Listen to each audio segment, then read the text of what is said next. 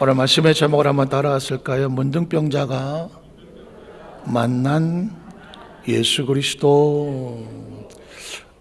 이번 단일 기도의 주제가 하나님을 만나면 끝난 것이다 라고 하는 찬양과 함께 주제 찬양과 주제를 정했는데, 만남의 의미는 여러 가지가 있겠죠. 얼굴 지나치는 것도 만날 수가 있죠. 그러나 이건 하나님을 만났다는 것은 하나님을 경험하고 하나님을 체험하고 하나님 속에 들어가고, 그리고 하나님 앞에 결단하고 각오하고 하나님의 두 손을 붙잡고 함께 간다는 의미가 있어요. 그냥 만났다는 얘기가 아니라 함께 간다. 함께 간다.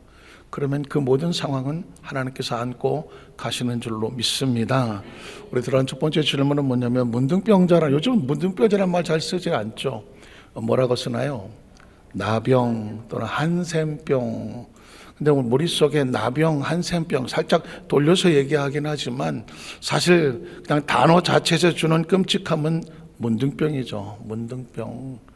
예, 문둥병이라고 하는 것은 살 전체가 문드러지고 하는 어떤 어감에서 왔을지는 모르겠지만, 어쨌든 그냥 듣기만 해도 끔찍한 단어입니다. 그래서 문둥병 하면 나병, 한센병, 소록도, 또 현재 의학도 아직까지도 완치가 되지 못하는, 영화 배너에서 보면 배너의 가족들이 저 깊은 동굴 속에서 얼굴에 막 피고름이 흐르는데 붕대를 싸매고 거기서 숨어 살고, 먹을 것을 위에서 이런 바구니에다 줄로 달아 내려다 주면 물과 양식을 받아서 먹고, 내려다 주지 않으면 꼼짝없이 쫄쫄이 굶어야 하는, 사람들 틈에 나올 수도 없고 만에 하나 나오다 돌아다니다가 보면 사람들이 맞아 죽어도 할 말이 없는 그런 처참한 절망과 좌절과 아픔과 상처, 눈물 나는 단어가 뭐냐면 문둥병이라는 단어죠. 성경에 보면 가장 중요한 단어, 이 문둥병이라는 단어가 사실은 여러 가지 상징적으로 우리에게 보여주고 있는데, 레위기 13장과 14장에 보면 이 문둥병에 대한 율법의 내용이 나와 있습니다. 자, 레위기 13장 1절로 3절에 보면 문둥병자를 부정하다고 말합니다. 야훼께서 모세 아론에게 말씀하여 이르시되, 만일 사람이 그의 피부에 무엇이 돋거나 뽀르지가 나거나 색점이 생겨서 그의 피부에 나병, 문둥병, 한센병 같은 것이 생기거든 어떻게 할 것이냐? 그를 곧 제사장 아론에게나 그의 아들 중 한 제사장으로 데리고 가라. 그 다음에 어떻게 할까요? 그 다음에 제사장은 그 피부의 병을 진찰할지니 환부의 털이 휘어졌고 환부가 피보다 우묵하여졌으면 이는 나병의 환부라, 문둥병이라고 진단을 하고, 제사장이 그를 진찰하여 그를 뭐라고 말해요? 부정하다. 저는 그 전에 이게 그냥 지나갔는데 이 사람의 심정을 생각해 봤어요.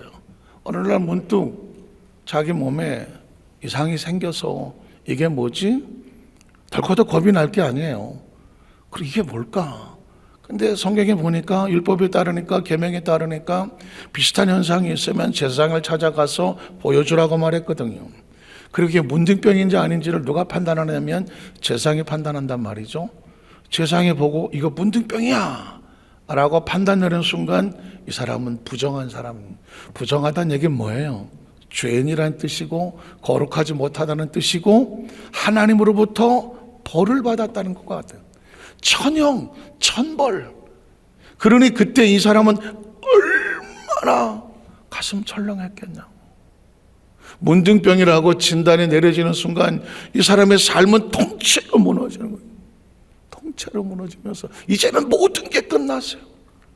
아까 말한 것처럼 철저하게 격리되고, 이제는 철저하게 모든 삶과 공동체에서 격리되고, 심지어 하나님 앞에 나갈 수도 없고, 그 무리에서 쫓겨나서 저 먼 곳에 가서 따로 격리되어 살거나, 심지어 제사를 드릴 수도 없고, 제물을 드리고 싶어도 받아주지도 않고, 이제는 하나님 앞에도 나갈 수 없는 하늘과 땅으로부터 버림받은 것 같은 그런 처참한 심정입니다.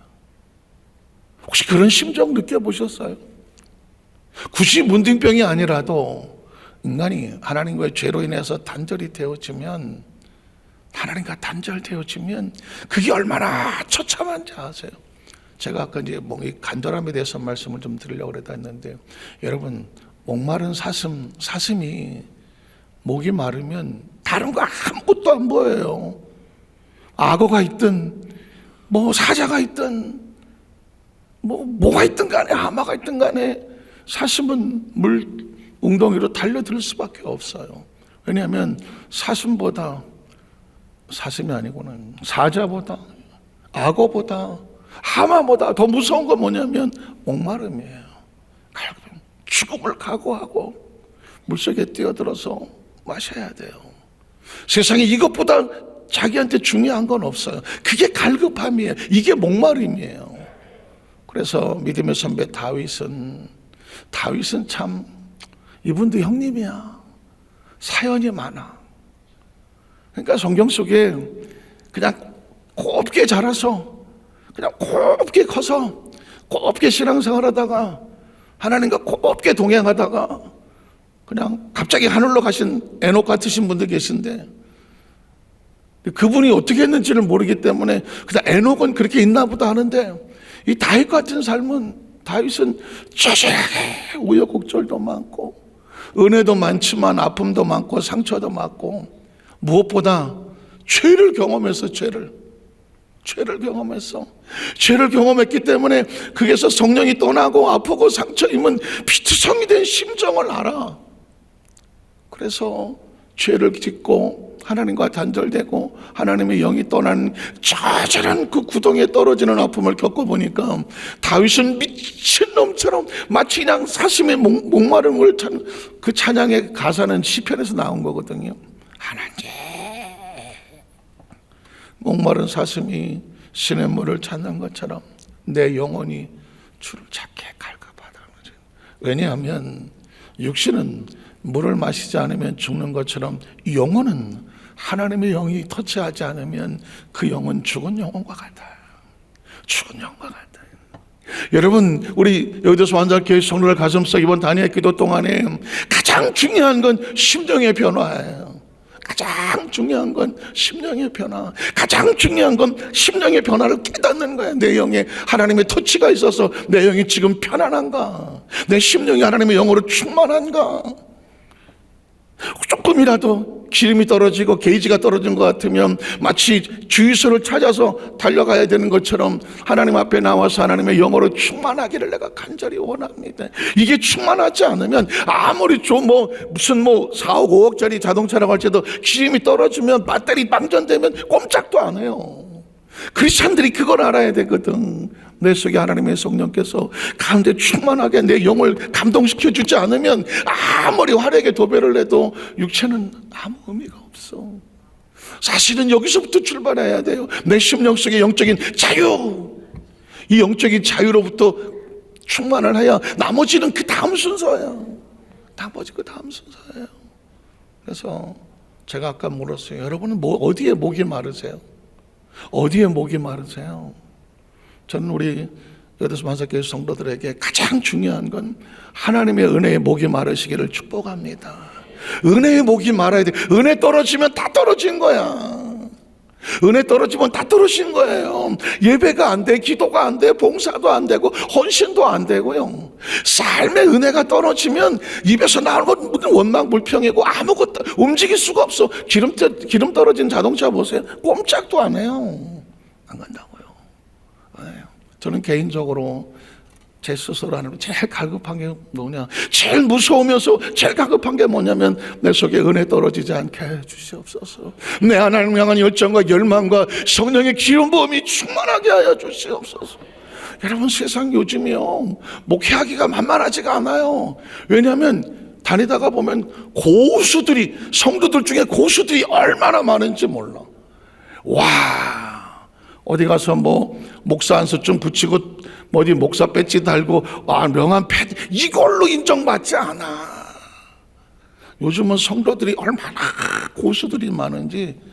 이야, 제가 아주 오래전에 그때 김포성전이 있었나 개척구청 있었는데, 오래전에 성동교회 성동성전이었었죠. 성동성전에서 그 명성원 목사님 있을 때인데, 거기서 이제 부흥회를 한다고 그래서 제가 이제 초청 3일 한 동안 하루 가서 부흥회를 한 적이 있어요.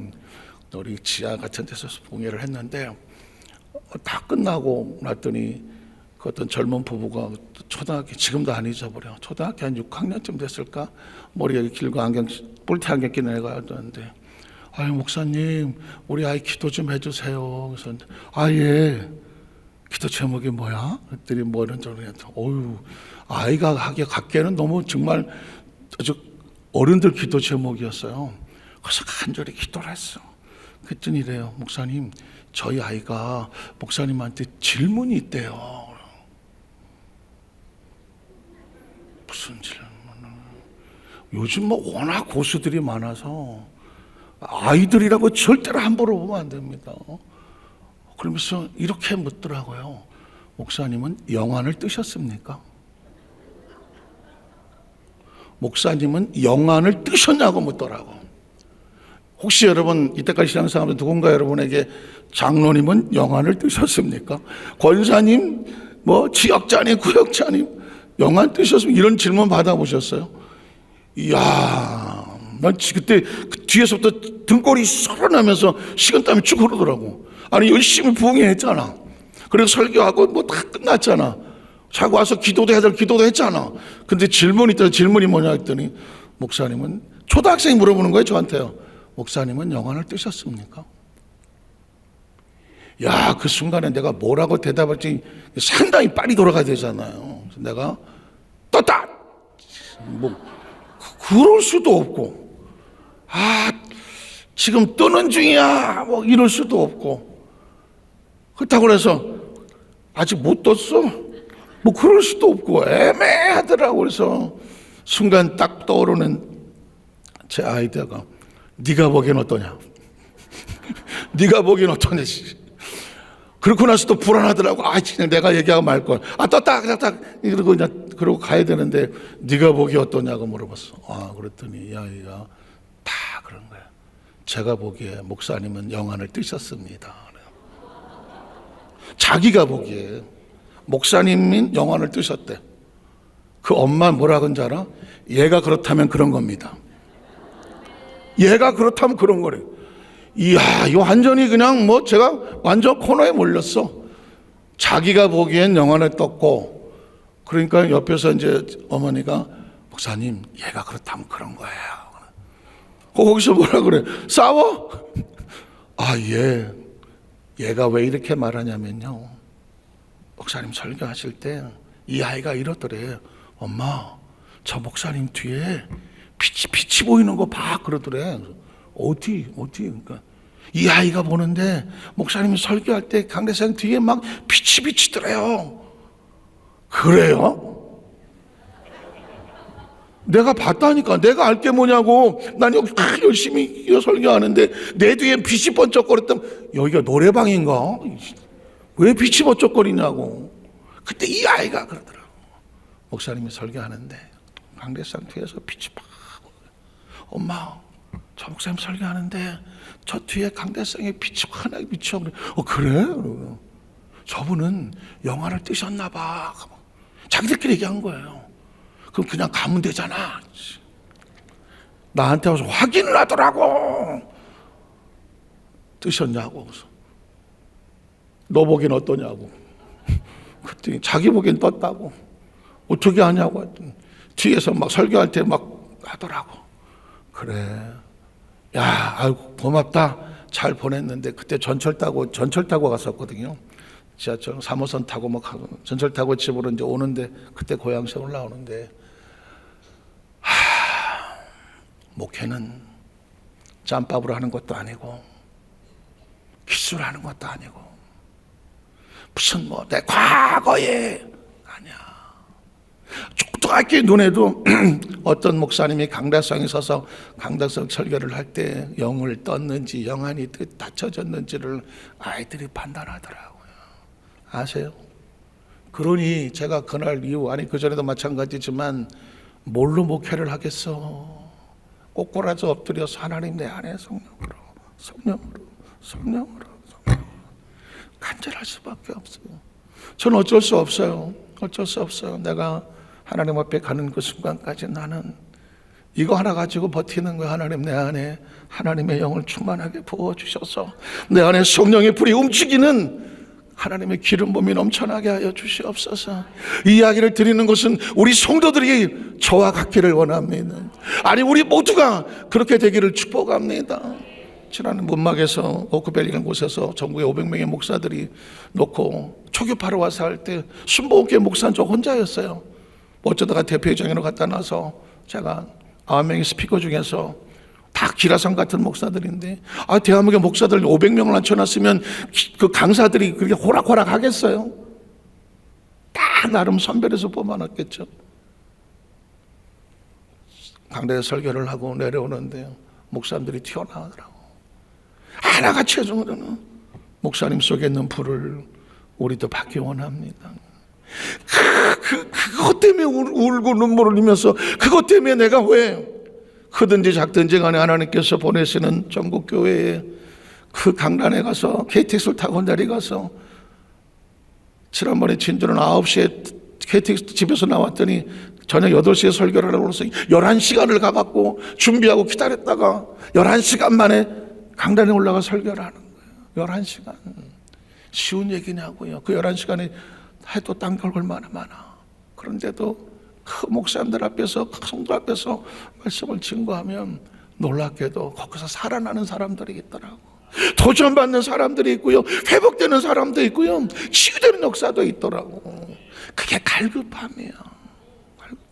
저는 우리 여도수 만삭교회 성도들이 우리 다 같이 청구하는 그날까지 심령이 가난해서 늘 사모하고 늘 사모해서 그 은혜와 은총으로 하나님께 나오시는 우리 성도들 되시기를 주의 이름으로 축복합니다. 왜냐하면 이 하루아침에 문둥병이라고 하는 부정한 자가 얼마나 처절하고, 이 사람이 원하는 건 뭐예요? 여기서 나와서 내가 어떻게 다시 정함을 얻을 수 있을까? 그거 하나밖에 없죠. 문둥병자에게 뭐가 필요하겠어? 부정한 자에게 뭐가 필요하겠냐고. 하나님 나를 정할 수 있는 그 은혜를 주십시오. 그래서 45절로 46절에 보면 안타깝게도 나병 환자는 옷을 찢고 머리를 풀고 윗입술을 가리고 외치기를 부정하다 할 것이요, 병이 있는 날 동안은 늘 부정할 것이다. 그가 부정한 자 혼자 살 때 진영 밖에서 쫓겨나서 살아야 돼. 이게 부정한 자의 처절한 삶이야.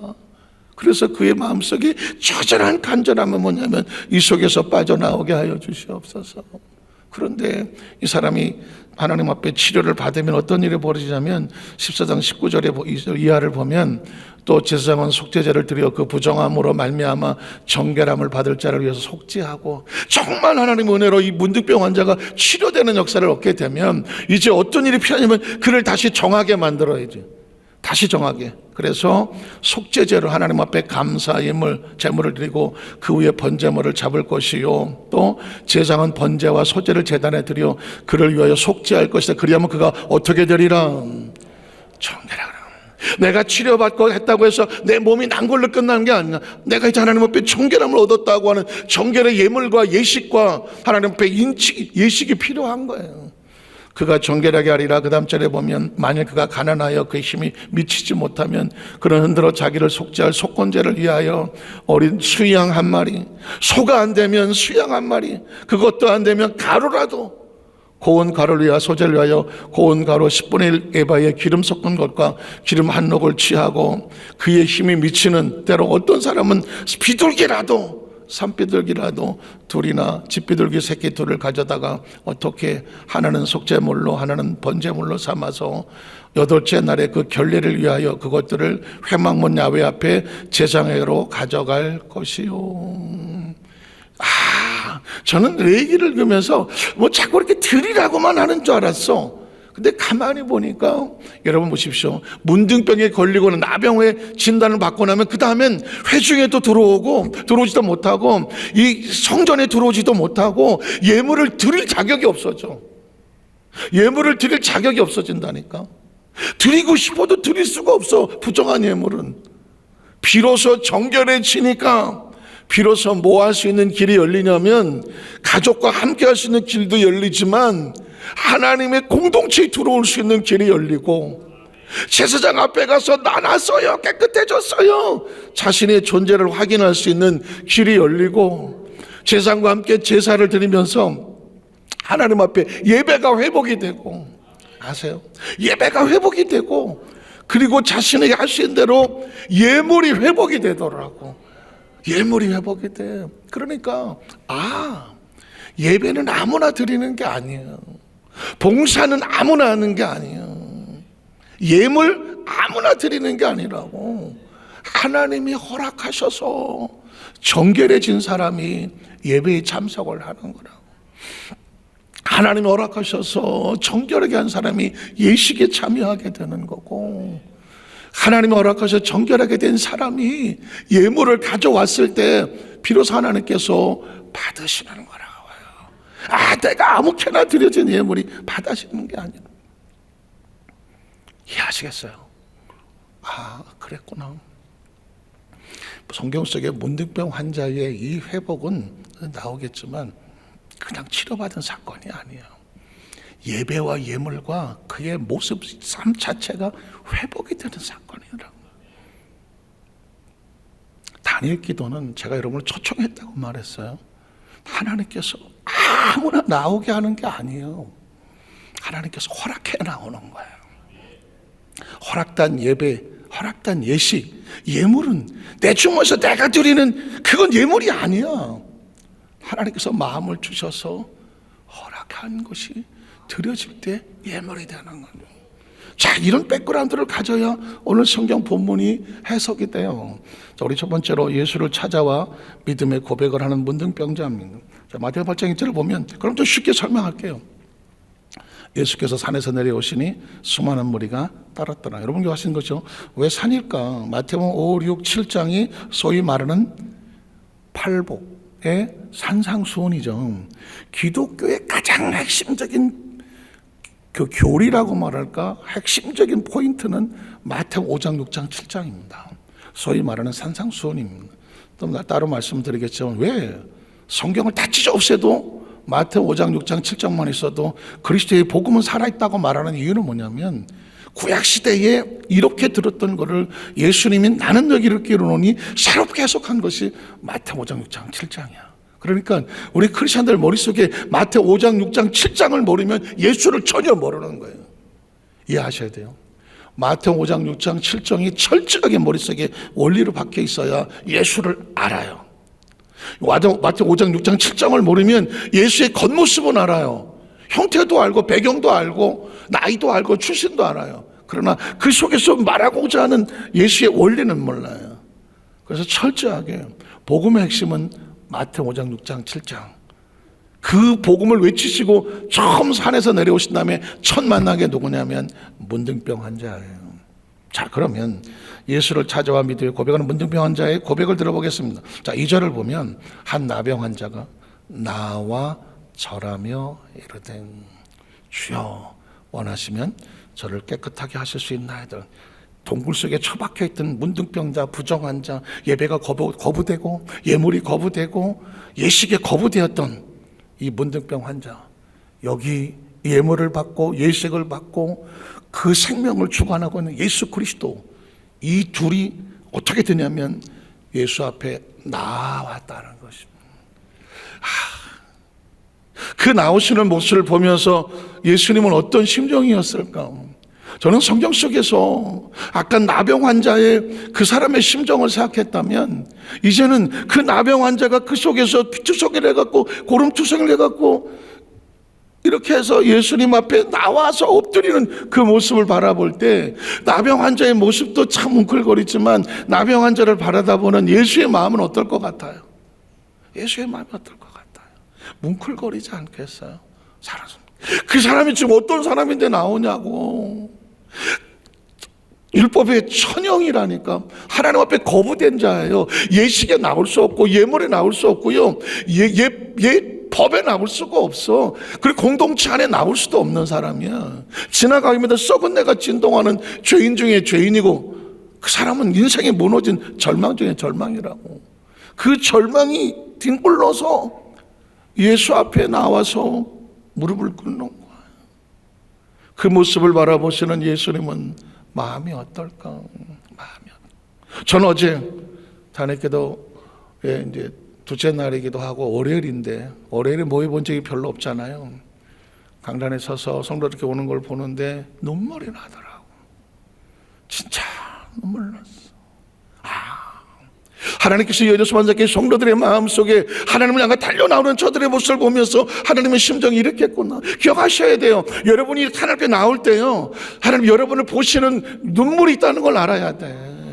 그냥 나오는 게 힘들게 나올수록, 정말 힘들게 나올수록, 나올 수 없는 것에 나왔을수록 여러분의 뒤통수를 보고 있고 눈물을 흘리시는 주님의 마음을 읽어내셔야 돼요. 그러니까 사람들이 알아줄 필요는 없어. 사람들은 몰라도 괜찮아. 어차피 오른손이 하는 거 왼손이 모르게 하라고 했으니까 내가 어떻게 헌신하고 내가 어떻게 하나님 앞에서 최선을 다하는지는 다른 사람이 몰라주면 고마워. 누굴만 하시면 돼? 하나님이 하시면 돼.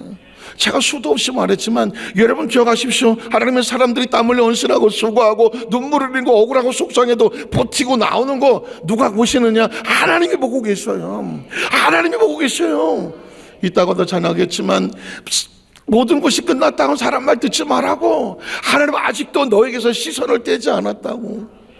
제가 그 전에도 수도 없이 얘기했지만 서대문에 교구장 할 때 보니까 그때 버스 타고 다닐 때 여의도에서 아침에 모여서 그다음에 서대문 교구 이제 홍제동으로 신방을 이제 올라고 오면 버스를 타고 이제 와요. 서대문에서 인왕산 이렇게 됐으면 차 타고 내려와요. 그리고 옛날 버스는 아시다시피 그냥 사람들이 많이 있으니까 여기서 정류장인데 저기다가 세워놓잖아요. 쭉 사람이 막 몰려 타니까 하다가 보면 난 지쳐버리시다. 나 너무너무 추운 날인데 내가 여기 딱 타고 이제 여기서 이제 차가 저기까지 쭉 가. 근데 여기 지역장 하나가 40 넘었는데 늦둥이를 베갖고 배가 이렇게 나왔는데 뭘 시뻘게 갖고 구역장 하나 가방, 지역장이냐 가방, 여기다가 신문지 들고 이게 가는 게 보이더라고 버스 안에서 내가. 근데 그날따라 인왕산 꼭대기 저 위에 박삼선 구역장이, 이름도 안 잊어버림, 박삼선 구역장이 이사 갔다고 거기서 그제 예배 드리는 거야. 난 그때 알았어요. 그 버스 안에서 그 지역장이 배는 이만해갖고 야구룩하고 할머니 성도 하나를 데리고 그 위로 이제 예배 가는 거야. 그걸 내가 이렇게 버스 안에서 이렇게 보면서 눈물이 쫙 흐르더라고.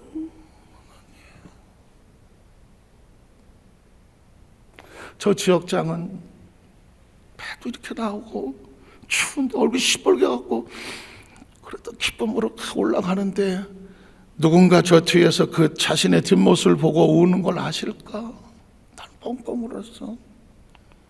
예전에 의정부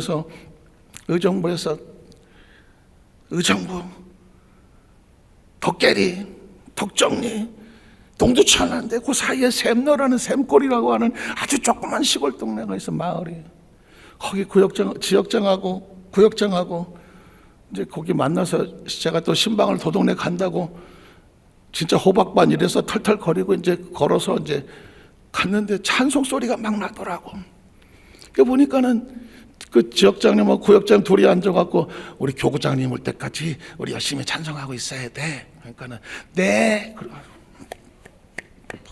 둘이서 얼마나 열심히 한지 안에 들어갈 수가 없어. 내가 바깥에서 갖고 끝날 때까지 뭐 했겠어요?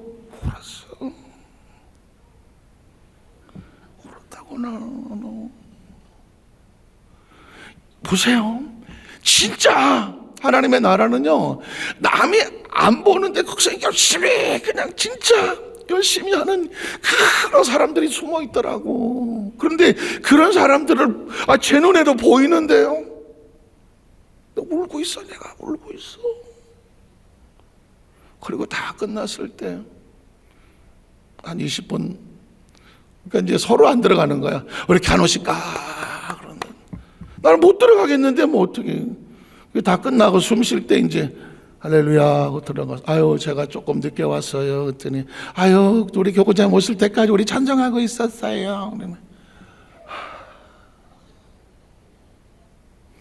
저는 우리 여도산자교회 성도들이 주님의 마음을 울리시기를 주님의 마음을 울리시기를 주의 이름으로 축복합니다. 전 목회하면서 성도 때문에 너무 많이 울어요. 예전에 원당에서도 교회 성전 건축한다 그랬더니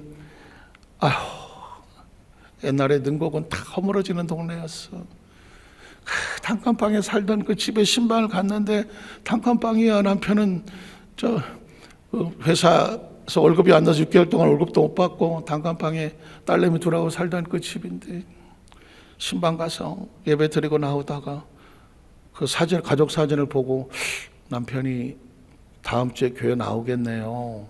왜 그랬을까? 나는 그냥 신발만 신고 나오지. 제가 그랬어요. 그랬더니 그 다음 주에 진짜 남편이 교회를 왔어. 왜 그러나 했더니 남편이 왔을 때 그랬대. 오늘 목사님이 신방 오셨는데 사진을 보다가 당신 이번 주에 나올 거라고 그랬다고 그러는 대답도 없더래. 근데 주일 아침에 양복을 딱 입더니 교회 가야지 그러더래. 그래서 왜 했더니 그게 사이노. 그래 왔어. 근데 그 당시 교회 막 건축하고 막 한 군데씩 할 텐데 그 구역장이었어요. 그때 성전 건축을 한다고 1,000만 원을 들고 가. 95년도 6년도에 1,000만 원이면 얼마야? 그래서 그 집을 내가 신방을 안 갔으면 내가 모르겠는데 1,000만 원을 들고 가서 건축원금이라고. 이게 뭐예요? 그랬더니 목사님 저희가 교회 건축원금 한 필지 하려고 갖고 왔어요. 그 남편도 6개월 동안 월급 못 받은 것도 알고 있고 단칸방 살고 아는데 이게 어떻게 난 돈이에요? 그랬더니 저희가요 전세를 뺐어요. 지난번에 그게 2,500만 원인데요 1,500만 원짜리로 옮기면서 1,000만 원을 뺐다는 거예요. 내가 목회를 때려치든지 해야지. 내가 진짜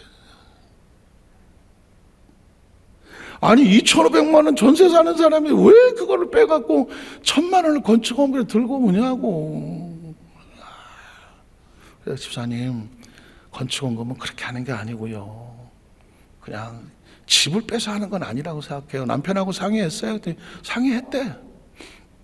그래요? 그래도 아닌 것 같아요, 집사님. 저는 이거 못 받을 것 같아요. 저 구역장한테 혼났잖아요. 목사님, 이거 목사님 쓰라고 주는 거 아니에요. 우리 남편하고 같이 기도해서 하나님의 성전 짓는 데 짓는 거예요. 왜 목사님이 못 받는다 그래요?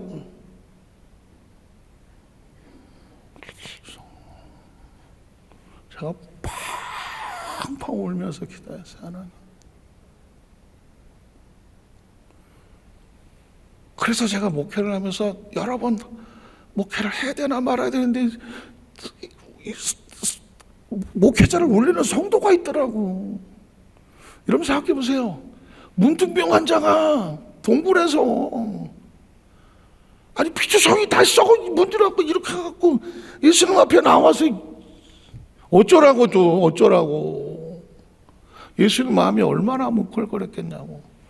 근데 그 구역장은 하나는 참 그러니까 그때 알았어. 두물로 기도하네. 그 다음에 1,500만 원짜리로 화전 지금은 아파트 동네가 그랬지만 이사 가서 그것도 단칸방 8개 판잣집 같은데 8개 1,500이더라고 보니까 가운데 공동묘소 하나 있는 거. 야 그런 데로 갔는데 나는 걱정이야. 하나님 저 어떻게 했는데 이 구역장이 거기 이사가 8명을 다 전도했어. 8명 다 데리고 주일날 나왔어. 그래갖고 그분이 그 식구 다 만들어서 신방을 갔더니 8집을 다 신방을 갖고 그래서 거기 지역장 됐어. 지역장. 그리고 남편이 6개월 동안 월급이 안 나왔는데 거기서 또 또 월급이 잘 돼갖고 월급 밀린 것도 다 받고 또 시간이 없으니까 딸내미 둘만 있었는데 어느 날 덜커덕 임신을 했어. 늦둥이가. 그래서 거기 가서 지역장 되고 그러고 와서는 그러더래. 나한테 와서 목사님 하나님이 저에게 10몇 년 만에 준 거예요. 늦둥이는 그 아이 이름을 줘달라고 그래. 아들을 낳았는데. 그래서 아들 이름을 내가 왜 짓냐고 그랬더니 그 남편이 가서 지어보라 그러는데 남편이 어느 날 목사님이 신방을 왔는데 그 남편한테 애따고 아들을 하나 던져주고 가더래요. 제가 밤에 잠을 못 자요. 밤에도 신방을 다니나 내가 진짜. 그 남편이 자기가 태몽 꿈을 꿨는데 목사님이 와서 아들 하나 던져주고 가더래. 그래서 이러더라는 거야. 남편 집사님이. 그 목사님이 던져주고 갔으니까 이름은 목사님이 지라고 말해. 그리고 그때 제가 예배 끝나고 막 내려올 때 그때 불렀잖아. 예수님 찬양이었거든. 막 이렇게. 그래서 그럼 예찬이라고 지세요. 예수님 찬양. 그래 걔 예찬이 됐어. 그래서 그 큰 딸은 건대 법대를 나와서 뭐 법조계 일을 하는가. 그리고 둘째 딸은 목사님 사모님 돼갖고 그 목사님이 여의도 순복음교회 목사님 그 부교역자하고 어떻게 결혼해서 목사님 사모님 됐고, 예찬이는 뭐 하고 있는지 물어봐야 되겠네. 그 구역장님은 지역장님은 나중에 신학원에서 목사님이 됐어. 그래갖고 그 저 파주 가다가 뭐 기도원 가다 보면 내 뭐 진관 내 무슨 내율인가 가다 오른쪽에 보면 예빛교회인가 하나 순복음교회가 하나 있어. 거기를 목회를 하고 지금도 아마 있을 것 같다. 제가 이제 말한 걸 뭐냐면, 이 문둥병 환자가 이렇게 버려진 것 같고 피투성이고 실패한 인생인데, 예수님을 찾아와서 나올 때에 예수님이 그 모습을 볼 때 어떻게 할까? 근데 이 사람은 지금 두 가지를 얘기하는 거예요. 자신의 믿음과 예수에 대한 인식을 얘기해요. 뭐라고 말하냐면, 주여 원하시면 저를 깨끗하게 하실 수 있습니다 라고 말하거든요. 그 얘기는 뭐냐면, 나는 깨끗하게 나을 믿음이 있다고 말하는 거예요. 그러면 역사는 누가 하냐면 주님의 마음에 달렸다고 말하는 거예요. 이 다니엘 교단은 그런 거예요. 주님, 다니엘 교단 이미 주님께서 모든 게 준비됐다고 해서 잔치상에 초청을 했으니 주여 우리가 받을 준비가 됐습니다. 그 준비한 마음 위에 이 잔치상에 하나님께서 원하시면 깨끗해진다, 하나님이 채우실 것을 믿습니다. 그릇을 준비하는 것더라고. 두 번째 보면, 그래서 3절과 4절에 보면 문둥병자의 고백대로 고치셨더라. 3절에 보면 이렇게 말해요. 예수께서 손을 내밀어 그에게 대시며. 제가 이 부분 수천 번도 설교하면서 맨날 눈물을 흘리는 게 이런 거거든요. 문둥병 환자에게 손을 내밀어. 예수님은 그가 얼마나 힘들고 어렵게 살아왔는지를 아시기 때문에 예수님은 그렇게 마음을 표현을 하시는 거예요. 그러니까 예수님의 행적을 가만히 보면 눈물 날 수밖에 없어요. 아까 광야를 지나며 찬양했잖아요. 이스라엘 백성이 광야를 지나갔거든요. 왜 나를 홀로 두셔? 왜 지나? 근데 기억하시죠? 신명기 1장 28절 이하를 보면 이스라엘 백성이 광야를 지날 때 하나님 어떻게 하셨다고요? 광야에서 너희가 당하였거니와 너희 행로 중에 사람이 자기 아들을 가슴에 안는 것 같이 내가 너희 행로 중에 너를 안고 왔다 그러잖아. 저는 여리수 환자께 손을 이때까지 하면서 나만큼 힘들게 살아본 사람, 나만큼 힘들게 신앙생활 해본 사람, 나만큼 힘들게 외롭고 쓸쓸하고 억울하고 속상하고 진짜 광야를 겪어본 사람 있으면 나오라고 한다면 기억하십시오. 그 사람은 하나님이 안고 오신 분이에요. 하나님이 안고 오셨어. 저는 평탄하게 신앙생활을 하지 못했어요. 어렸을 때부터 신앙생활하고 장로교부터 출발해서 여기까지 오는데 왜 나는 이렇게 평탄하지를 못할까? 누구는 날더러 부잣집 외아들같이 생겼다고 하는데 생기기만 그렇게 생겼다가 지금은 이제 고생을 많이 해갖고. 그런데 사실은 제 지나온 삶을 가만히 한번 들여다 봤어. KTX 타고 나서 한번 살면서 내가 어렸을 때부터 쭉 가보니까 파란만장하게까지 왔더라고. 파란만장하게. 수도 없이 죽을 고비를 넘겼고 수도 없이 위기를 넘겼고, 가장 힘든 건 수도 없이 등 뒤에서 꽂는 배신의 칼. 요즘 나오는 책 보면 제일 무서운 거 많죠. 제일 가까운 사람, 믿었던 사람. 아니 목회를 하다가도 뒤통수를 칼을 꽂아. 근데 위로는 되더라고. 어차피 모세도 목회할 때 보니까 다 따라주진 않더라고. 250명이 고라의 자살이 나가서 또 모세의 뒤통수를 치는 놈도 있고, 또 뭐 12명의 총탄꾼이라고 잘 갔더니 10명이 또 와서 뒤통수를 치고 수도 없이. 저는 목회를 모세한테 배우는 거죠. 피투성이로 말해서. 그럴 때마다 거꾸로 치고 지키고 보호하는 건 하나님일 수밖에 없다. 지켜보는. 예수님도 12명 데리고 했는데 한 놈이 뒤에다가 칼을 꽂잖아요. 나머지는 도망가기도 하고. 도망가는 건 괜찮아. 자기가 못하는데 힘들어서. 예수님을 배신해서 뒤에다 칼을 꽂는 건 다시 안 보더라고. 그걸 아셔야 돼요. 성경 속에서 가장 무서운 죄는 뭐냐면 다른 죄는 다 회개가 돼. 성령을 거스리는 죄는 안 봐요. 크리스찬들이 이걸 두려워해야 돼.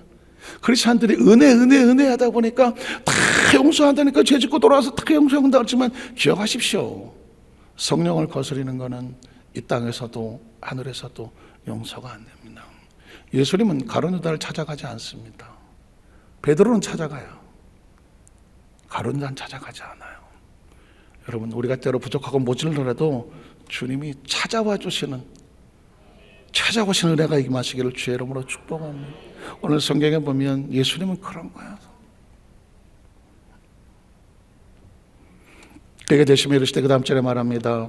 내가 원하노니 깨끗함을 받으라 하시니 즉시 그의 나병이 어떻게 되더라? 깨끗해지더라. 자, 치유 사건. 오늘 더 중요한 데는 4절을 바로 넘어갈게요. 예수께서 이르되 삼가 아무에게도 이르지 말고 다만 가서 제사장에게. 왜 갑자기 뜬금없이 제사장에 내 몸을 보이고. 아까 레이기 읽었죠. 너희가 문둥병에 걸렸다가 만약에 정해지거든 제일 먼저 누구한테 보여야 되냐면 제사장에게 보여라. 이유가 뭐냐면 이제는 병이 낫는 게 정도가 끝나는 게 아니라 하나님 앞에서 받아들여지느냐가 중요한 거예요. 육체야 병 들었다고 하지만 그 영혼이 하나님께 받아들여지느냐, 이건 다른 문제잖아요. 제사장에게 내 몸을 보이고 모세가 명한 예물을 드려 그들에게 입증하라. 사실 전 이 문둥병 치료 사건 얘기할 때마다 4절은 별로 비중을 안 뒀는데 이번에 말씀을 묵상하다 보니까 포인트가 4절에 있더라고. 4절에 모세가 명한 예물을 드리라는 데 있더라고. 이유가 뭐냐? 레위기는 제사장 옆에 나올 수도 없어. 문둥병이 걸리니까 공동체에서도 있지 못하고 제사에도 참석을 못하고 예식에도 참석을 못하고 제물을 드리고 나올 수도 없더라고. 부정한 자의 제물을 하나님 받지도 않더라고. 그런데 오늘 마태복음 8장에 보니까 예수님께서 말해요. 내가 이제 너를 받아들여 줬잖아. 너는 이제 깨끗해졌잖아. 그러니까 어떻게 내 예식이 회복이 되고 예물이 회복이 되고 하나님께 드려질 수 있는 그런 것이 회복이 된 거더라고. 예수님을 구주로 믿으시면 아멘 하시기 바랍니다. 그러니까 예수님의 치유 사건은 육체만 치유되면 육체로 끝나. 그런데 지금 이 사람이 받은 축복은 뭐냐면 하나님의 공동체에 받아들여졌다는 거예요. 용납이 되어졌다는 거예요. 다 심벌이 회복이 된 거예요. 세상에 제일 무서운 게 뭔지 아세요? 예배를 나오고 싶은데 못 나와. 봉사를 하고 싶은데 안 돼. 기도를 하고 싶은데 안 터져. 하나님 앞에 예물을 드리고 싶은데 예물이 안 돼. 아니 예배를 못 나오는데 예물이 되겠어요? 사람이 마음이 강팍해지면 안 되더라고요. 제가 그래서 그 전에 제가 군대 생활하면서 한 1년 동안 교회를 너무 제가 낙심하고 실망하고 스스로 무너져서 1년 동안 교회를 못 나간 적이 있었어요. 제가 얼마나 힘들었는지 아세요? 평생 신앙생활하던 사람이 1년을 꼬꾸라지고 나니까 영혼이 피투성이로 전락을 하는데, 그래서 제가 아주 간절한 게 뭐냐면 난 절대로 하나님과 영이 단 요만큼이라도 떨어지는 것은 나는 못 견뎌요. 하나님과 조금이라도 식어지는 걸 못 견디겠고, 하나님 영적으로 조금만 어색한 것도 못 견디겠고, 사실은 그런 예민하게 하나님의 성령과의 그 긴밀한 관계를 우리 성도들이 그렇게 유지하게 되시기를 주의 이름으로 축복합니다. 어쩌면 처음 예수 믿는 사람들 이런 사람들한테는 저게 무슨 말인가 할지 모르겠지만, 적어도 기도하고 단일기도를 참석을 해서 하나님의 은혜 속에 살기 원하신 분은 가장 소중한 건 뭔지 아세요? 하나님과의 관계예요. 하나님이 받아들여주고 용납해주고 안아주고 품어주고 괜찮아. 그래서 다시 시작하면 돼. 매일 매 순간에 하나님께서 우리 여의도 완자교회 성도들이 하나님 앞에 나올 때 스스럼 없이 불안하지 않고 어색하지 않고 하나님하고 품 안에서 해주시는 영적 자유와 평안과 은혜와 치유 회복이 충만하시기를 주의 이름으로 축복합니다. 기도하겠습니다. 하나님 감사합니다.